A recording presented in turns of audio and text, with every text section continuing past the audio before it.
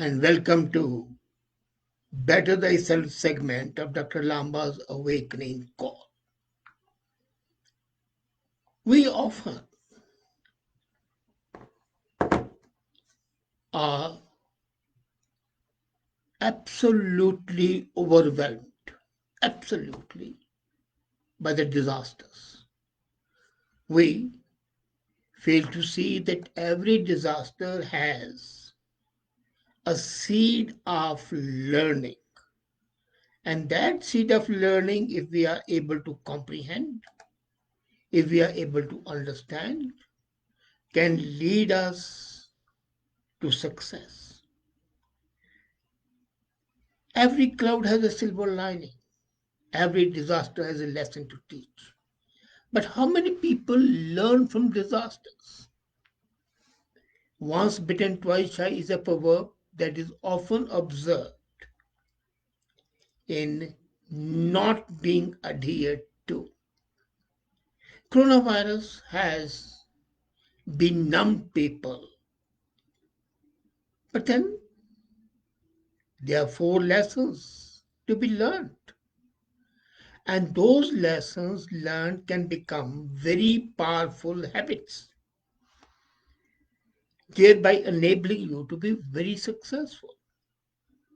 And as the world is slowly wriggling out of this demon called coronavirus, a whole night, a whole accumulated lot of new learning has dawned in this universe.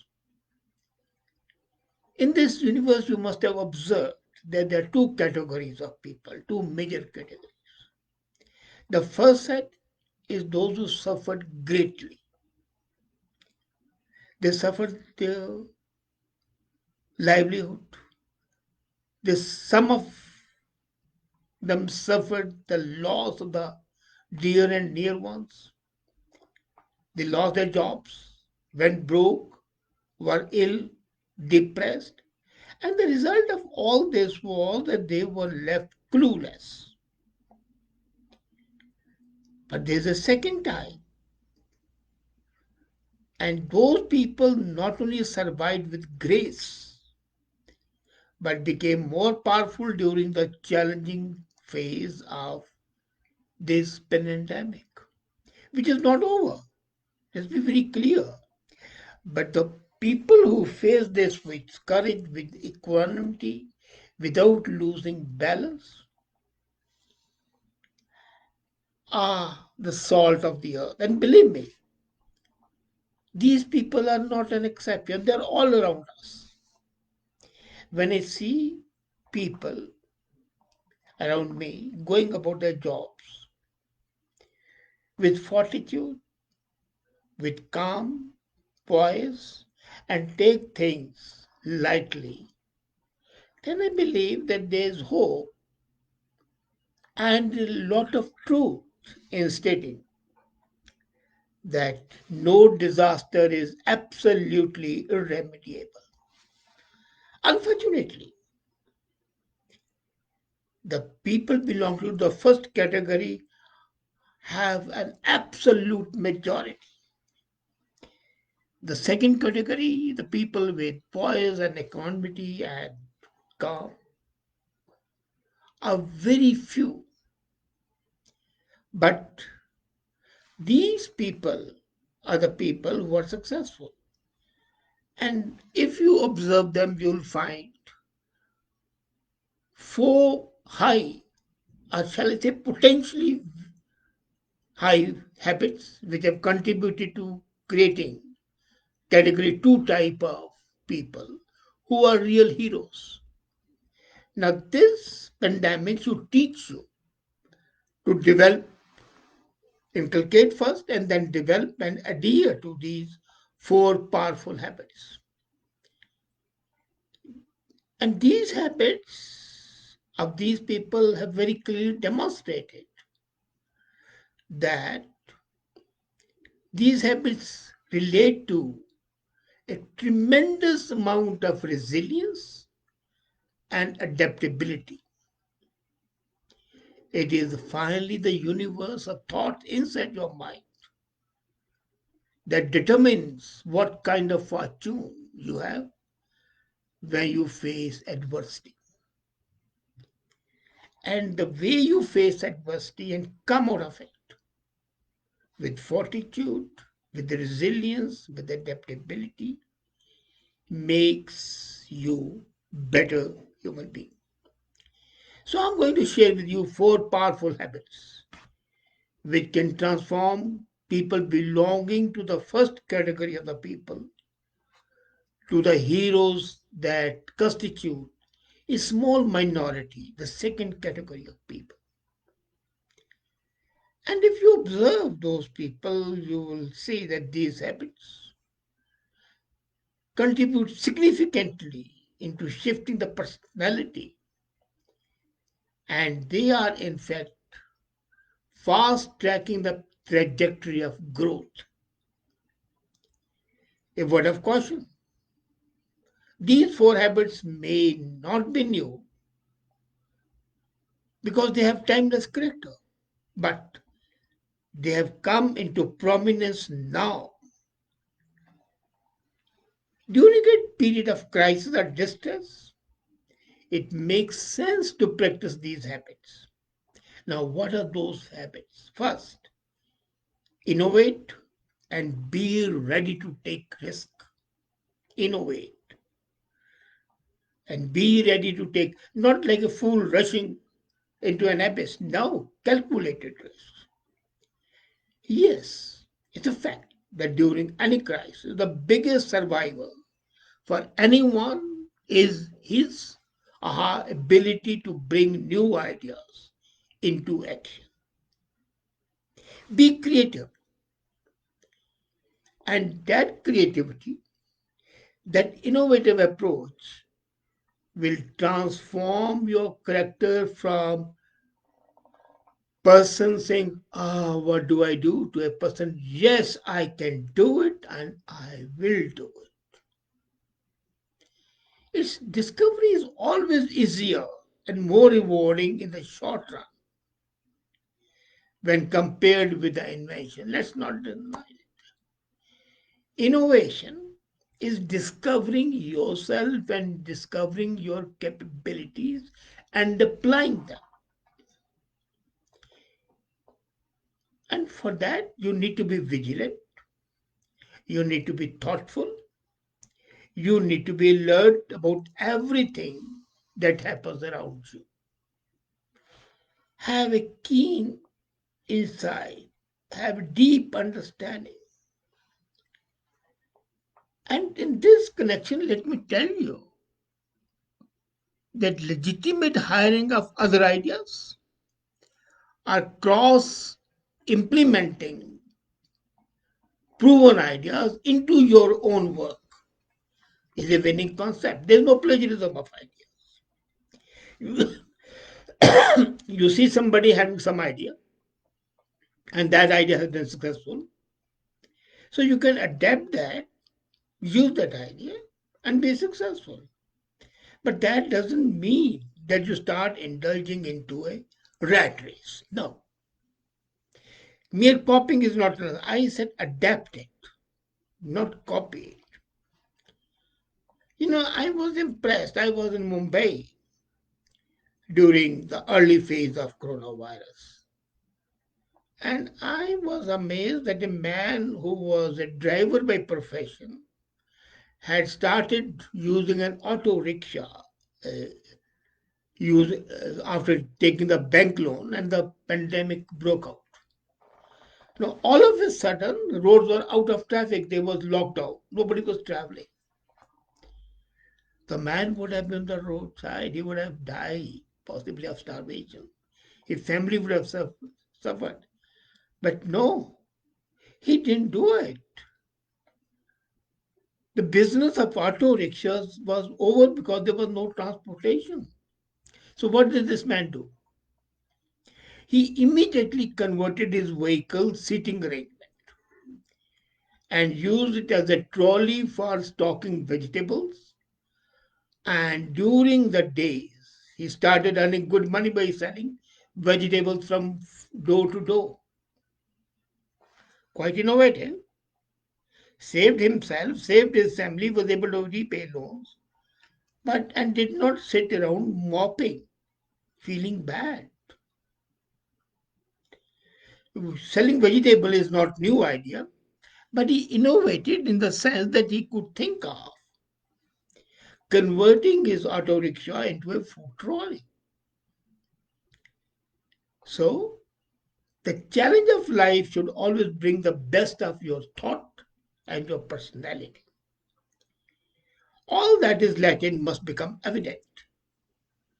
And believe me, each one of you has a certain talent. The only thing is you don't use that talent. So that's the first thing. Innovate, discover the new things, and take a risk. The second, exercise and mindfulness. Now, in the lockdown, it was impossible to undertake exercise and maintain physical health and mental health. So, how do you maintain mental health? Especially at a time when the environment is threatening your very survival. So, many people have given away the habit of regular exercise. And a variety of reasons are quoted in excuse. The gym is not functioning. Okay. One cannot go to garden for a walk. Okay. And those who are working from home, regular exercise is a must. Personally, I have never undertaken exercise, but then I do walk around the house as much as I can. When you're not commuting, when you're not going to the office, the body becomes less mobile and naturally you'll develop a beer belly. This would affect your metabolism. So, if you are physically okay, why not shake yourself, dance around the home? It will give you joy, it will give you exercise. I know a lot many people dancing in the house for no rhyme or reason might look frivolous, but then that's an important part. I'm just saying dance. You can do exercises as well. You can do regular yoga, you can do breathing exercises. The main thing is that you do something to keep your body together as much as your body permits you. And this will also save you from going into a state of deep depression and mood swings. Mindfulness, similarly, would enable you to maintain mental health.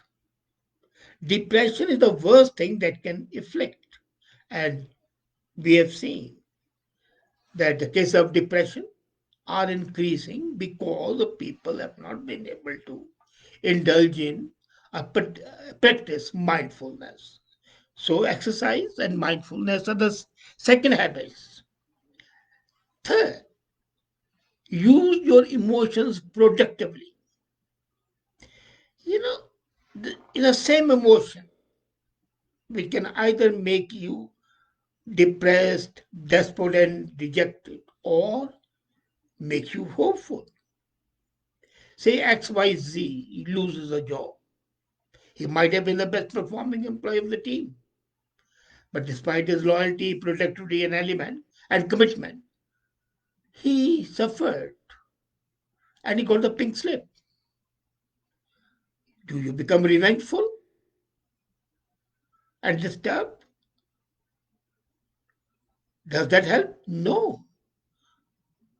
Convert that emotion of rage, of resentment into renovation. Rejuvenate the spirit. I have seen cases when people have suffered. One case I know that he started his own consultancy firm online. He had a few clients and a lot of ambition. But whatever he did kept him engaged. Life again became beautiful. So it's a conversion of your emotion, which is important in making you from a do nothing to a do gooder. And the fourth habit, read, read, read, and affirm. The greatest all time habit is of reading and can be your best friend. Not only your best friend, but your guide and philosopher. When you read, you create a word of aspiration along with the writer. So, but then you have to be careful and sanguine in selecting whatever you read. Read well authenticated, well researched publications.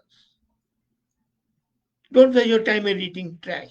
Of course, for entertainment you can, but if you want to improve your vision, your attitude, then read something which is important. And why not read the stories of failures and successes? Learn from others' experience and feed the workshop of your mind. Daily morning affirmations are the best way to begin the day. Get up in the morning, practice affirmation, and this habit will give you immense returns. Self promise set the tone of the day and align your properties. And the last habit, appreciate and accept. Crying over the current reality will never bring out the best in you. Appreciate it. To be able to change the truth, the first thing is to accept it. Yes, it's happening. So let's find a way out. Till you accept the reality, you can't change it. You're down and out. Okay. How do you come out of it? That's the desired attitude. Appreciate all your haves and have nots, your pluses and your minuses, a SWOT analysis. Usually, when you think everything is lost, that is the seed of the new beginning. If you have the stop at the failures, you start losing fresh opportunities. So, by inculcating these habits and practicing these habits, you can have immense returns because self promises and the inculcation and the practice of these habits will make you what you want to be, a better human being, a better person. So let the pandemic reinforce these habits in you and enable you to be a better human being, thus bettering thyself. Thank you.